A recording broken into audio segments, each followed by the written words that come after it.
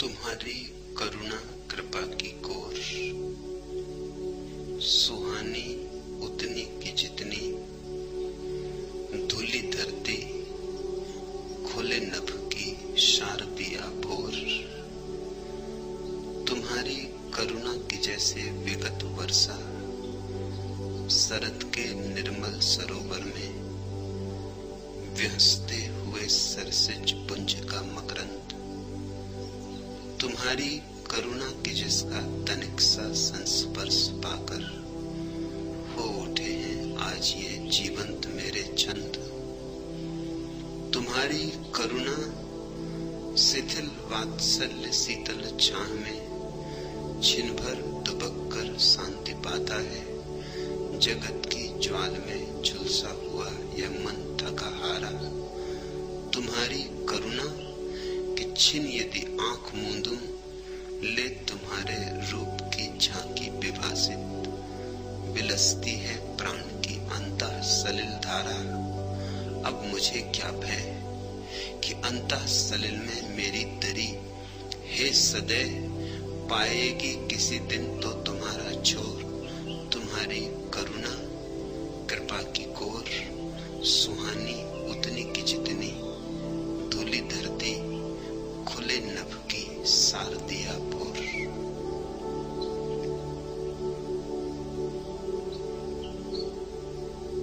परमात्मा की ओर जाने वाले दो मार्ग, एक ज्ञान एक भक्ति। ज्ञान से जो चले उन्हें ध्यान साधना पड़ा। ध्यान की फलश्रुति ज्ञान है। ध्यान का फूल खिलता है तो ज्ञान की गंध उठती है। ध्यान का दिया जलता है तो ज्ञान की आभा फैलती है। लेकिन ध्यान सभी से सधेगा नहीं। 50% लोग ध्यान को साध सकते, 50% प्रेम से पाएंगे, भक्ति से पाएंगे। भक्ति का अर्थ है डूबना, पूरी तरह डूबना, मदमस्त होना, अलमस्त होना। ध्यान है जागरण, स्मरण। भक्ति है विस्मरण, तन्मयता, तल्लीनता। ध्यान है होश, भक्ति है उसमें बेहोश हो जाना। ध्यान पाता है स्वयं को पहले और स्वयं से अनुभव करता परमात्मा का। भक्ति पहले पाती परमात्मा को, फिर परमात्मा में झांकी पाती अपनी। यह जगत संतुलन है विरोधाभासों का। आधा दिन आधी रात, आधे स्त्री आधे पुरुष।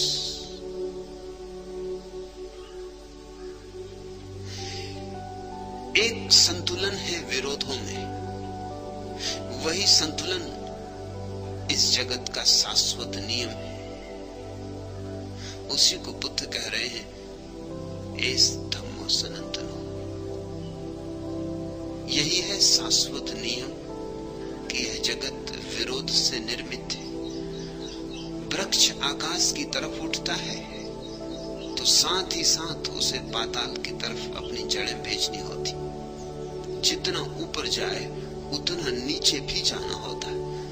तब संतुलन, तब वृक्ष जीवित रह सकता है। ऊपर ही ऊपर जाए और नीचे जाना भूल जाए तो गिरेगा, बुरी तरह गिरेगा।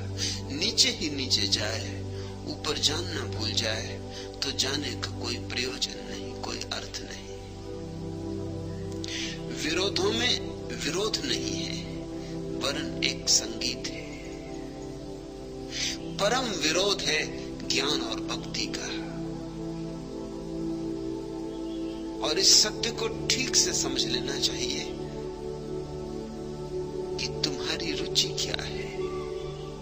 तुम ज्ञान से जा सकोगे कि प्रेम से? ज्ञान का रास्ता कठोर है, थोड़ा रूखा सूखा है, पुरुष का है। प्रेम का रास्ता रस डूबा है, रस निमग्न है, हरा भरा है, झरनों की कलकल है, पक्षियों के गीत हैं। वह रास्ता स्त्रीण चित्त का है, स्त्रीण आत्मा का है। ध्यान के रास्ते पर तुम अपने संबल हो, कोई और सहारा नहीं। ध्यान के रास्ते पर संकल्प भी तुम्हारा बल है। तुम्हें अकेले जाना होगा, नितांत अकेले। संगी साथी का मोह छोड़ देना होगा। इसलिए बुद्ध ने कहा है, अप दीपो भव, अपने दिए खुद बनो। कोई और दिया नहीं, न कोई और रोशनी, न कोई और मार्ग है।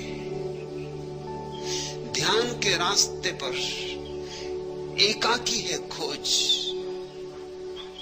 लेकिन भक्ति के रास्ते पर समर्पण है, संकल्प नहीं। भक्ति के रास्ते पर परमात्मा के चरण उपलब्ध है, उसकी करुणा उपलब्ध है। तुम्हें सिर्फ झुकना है, झोली फैलानी, और उसकी करुणा से भर जाओ। भक्ति के रास्ते पर परमात्मा का हाथ उपलब्ध है। तुम जरा हाथ बढ़ाओ, तुम अकेले नहीं हो। भक्ति के रास्ते पर संग है, साथ है। भक्ति के रास्ते पर तुम्हें बेल बनना है, परमात्मा के वृक्ष पर लिपट जाना है। ध्यान के रास्ते पर तुम्हें वृक्ष बनना है, बेल नहीं। और इन दोनों में बहुत निर्णायक रूप से चुनाव करना होता है, स्पष्ट चुनाव करना होता है। क्योंकि भूल से अगर भक्त ध्यान के रास्ते पर लग जाए तो चूकता ही चला जाएगा। ध्यान सधेगा नहीं, मन विषाद से भरेगा। ध्यान पकड़ में आएगा नहीं। और अगर ध्यानी भक्ति के रास्ते पर लग जाए तो दिया भी उठाएगा, आरती भी सजाएगा, मगर हृदय का संग नहीं होगा।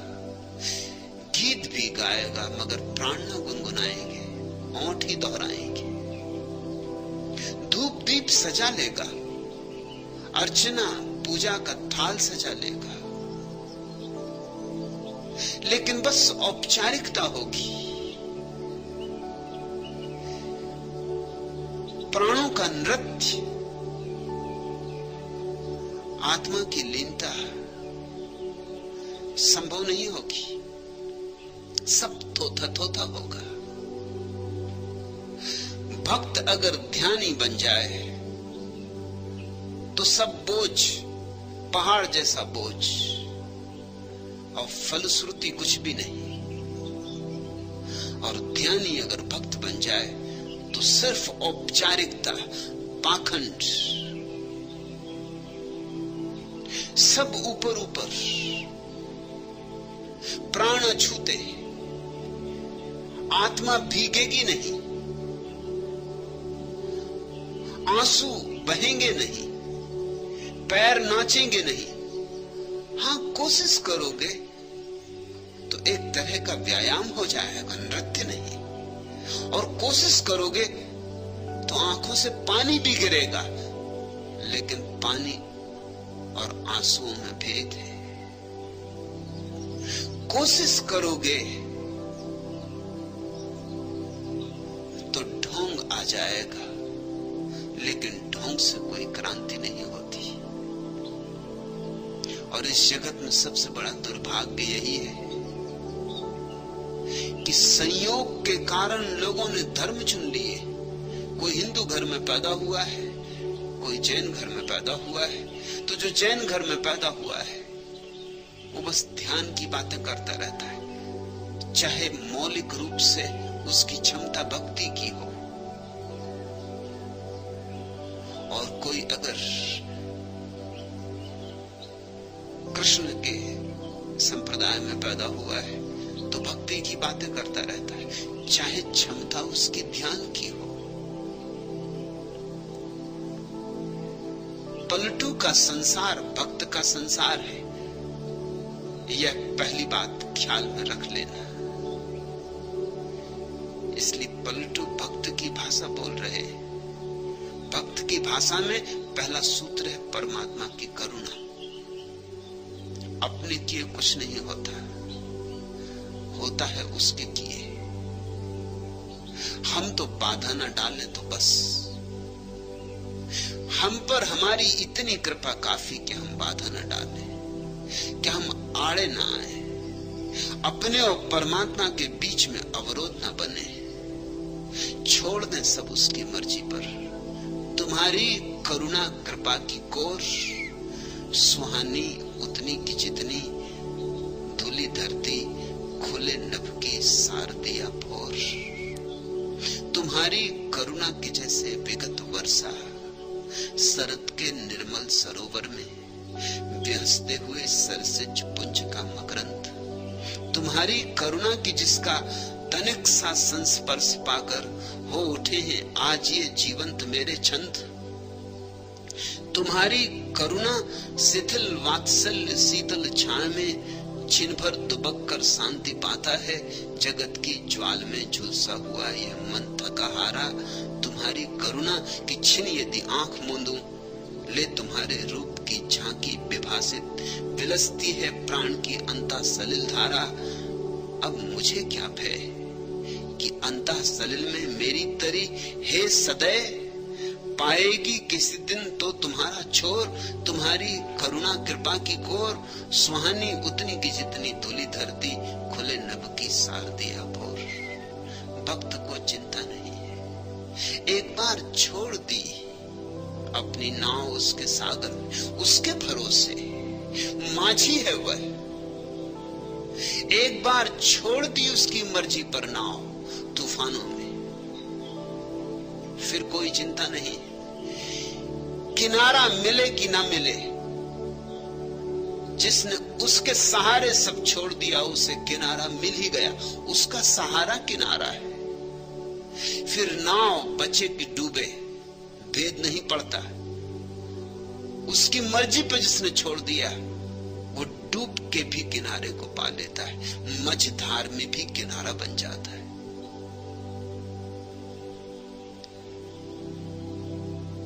करुणा का अर्थ है यह अस्तित्व तुम्हारे प्रति उदास नहीं है, यह अस्तित्व तुम्हारे प्रति उपेक्षापूर्ण नहीं है, यह अस्तित्व तुम्हारा ध्यान करता है, यह अस्तित्व तुम्हें सहारा देने को आतुर है, उत्सुक है। तुम ही नहीं खोज रहे परमात्मा को, करुणा का अर्थ है कि परमात्मा भी तुम्हें खोज रहा है। ये आग एक तरफा नहीं लगी है, ये प्रेम दोनों तरफ चला है। परमात्मा परम प्रेमी, तुम प्रेसी हो, या कि तुम परम प्रेमी हो परमात्मा प्रेसी, जैसी मर्जी हो। भक्तों ने दोनों ही रूप स्वीकार किए। सूफी कहते हैं परमात्मा प्रेसी है, हम प्रेमी। इस देश के भक्तों ने कहा परमात्मा प्रेमी है, हम प्रेसी, वह कृष्ण, हम उसकी गोपियां। लेकिन एक बात तय है कि आग दोनों तरफ लगी है। यह खोज अकेले अकेले नहीं, तुम ही नहीं खोज रहे हो, वह भी खोज रहा है। करुणा का यही अर्थ है, उसका हाथ भी तुम्हें अंधेरे में टटोल रहा है। काश हम अकेले ही खोजते हो तो मिले या ना मिले, मगर वह भी खोजता है, इसलिए आश्वासन है कि मिलन होगा, होकर रहेगा। पलटू यही कह रहे हैं कि संतों के रूप में जो आता है वह उसी का हाथ है अंधेरे में तुम्हें टटोलता हुआ। पर स्वार्थ के कारणे संत लिया अवतार। भक्त की भाषा में अवतार का बड़ा अर्थ है। ज्ञानी ध्यानी की भाषा में अवतार का कोई अर्थ ही नहीं होता। तुम्हें स्मरण दिलाऊं, जैन शास्त्रों में अवतार शब्द का प्रयोग नहीं होता, न बौद्ध शास्त्रों में होता है, हो नहीं सकता। अवतार उनकी भाषा नहीं। किसका अवतार, किस लिए? जैन कहते हैं महावीर तीर्थंकर है, अवतार नहीं। जिन है, सिद्ध है, बुद्ध है, अवतार नहीं। अवतार का अर्थ होता है अवतरण, ऊपर से नीचे की तरफ उतरना। तीर्थंकर का अर्थ होता है नीचे से ऊपर की तरफ चढ़ना। सिद्ध का अर्थ होता है, बुद्ध का अर्थ होता है नीचे से ऊपर की तरफ चढ़ना। बुद्ध का अर्थ होता है जैसे कीचड़ से कमल उठे, और अवतार का अर्थ होता है जैसे चांद से चांदनी झरे। हां, कहीं मिलन हो जाता है कमल का और चांदनी का, वह बात और। कहीं चांदनी कमल पे झरती है, कहीं कमल चांदनी के साथ नाचता है, वह बात और। ऐसी ही कुछ घटना यहां घट रही। यहां मेरी चेष्टा यही है कि कमल भी खिले और चांद भी उगे, अवतरण भी हो और तीर्थंकर भी जगे। क्योंकि चांदनी बरसे और कमल न हो तो कुछ बात अधूरी रह जाएगी। कमल खिले और चांद न हो तो भी बात कुछ अधूरी रह जाएगी। और जब करना ही है तो पूरा करना, अधूरा क्या करना। अब तक पृथ्वी के सारे धर्म अधूरे धर्म हैं, क्योंकि या तो धर्म ने ज्ञान का मार्ग पकड़ा या भक्ति का मार्ग पकड़ा। मेरी बातें इसलिए थोड़ी बेबूझ हो जाती। एक दिन ज्ञान की बात करता हूं, दूसरे दिन भक्ति की बात करता हूं। कल तक ज्ञान की बात चली, ध्यान की बात चली, आज से भक्ति की बात शुरू होती है। आज से हम दूसरे लोक में प्रवेश करते हैं। आज से बुद्ध और महावीर सार्थक नहीं, आज से मीरा, चैतन्य, पलटू, कबीर, नानक सार्थक होंगे। मगर चेष्टा मेरी यह है कि ऐसे तुम्हें दोनों से राजी कर लूं, जिसको जो रुच जाए। कुछ कमल की तरह खिल जाए, कुछ चांद की तरह बरस जाए, ये बात पूरी हो जाए। पृथ्वी एक समग्र धर्म की प्रतीक्षा कर रही है।